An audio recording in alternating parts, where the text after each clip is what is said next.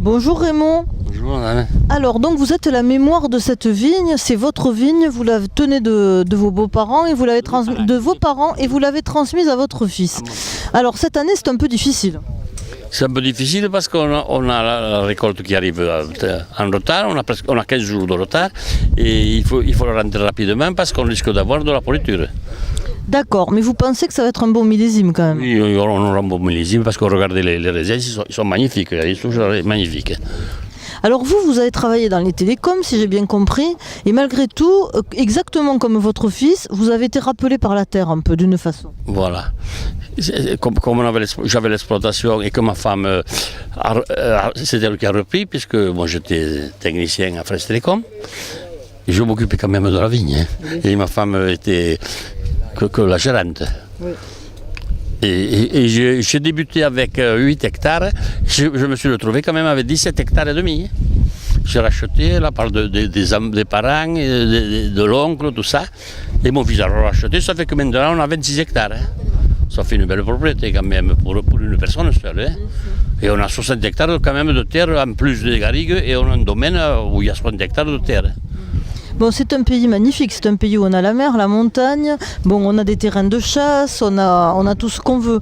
Alors donc il faut développer le tourisme de nos jours. Vous croyez à l'entrée vin pour le tourisme? Vous pensez que le vin, il peut faire en sorte d'attirer les touristes?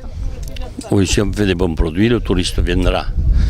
C'est sûr que on peut avoir de bons produits puisqu'on rend un cépage avec les produits, les cépages qui sont préconisés pour faire du bon corbière et on va dans cette direction.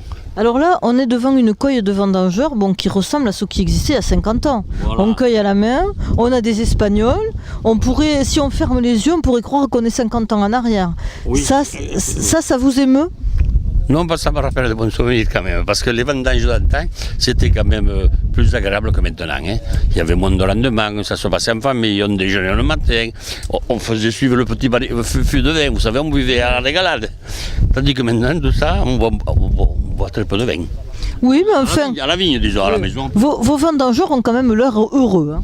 Oui. Et ça fait, on les a depuis. Ceux-là, ils sont plus jeunes, ils viennent depuis une dizaine d'années, mais leurs parents, on les a depuis 30 ans. Hein. Bon. Et s'ils viennent, c'est qu'ils sont bien quand même chez nous. Donc ça veut dire qu'il y a la modernité, mais il y a quand même la permanence. Il y a quelque chose qui ne bouge pas sur ces terres. C'est bien, non? Oui. On conserve quand même toutes les anciennes traditions.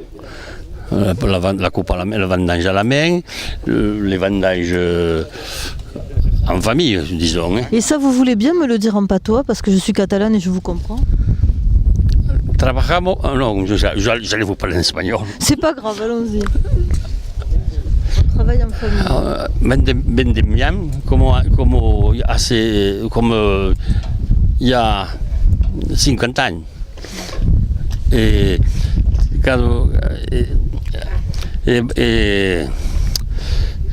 cada persona suivre s'arranger, et quand une personne a más de racines que l'autre, nous ajudamos. Donc pour tous les gens qui ne comprennent pas, donc quand il y en a une qui a besoin de l'autre, les gens cèdent. Voilà. Et donc c'est dommage que cette langue disparaisse ici, non? Oui, c'est dommage, parce que maintenant nous encore, les plus anciens, on a parlé en patois avec nos parents, et maintenant ça se perd complètement. Même les Espagnols, moi je parle espagnol, si vous voulez, je parle espagnol.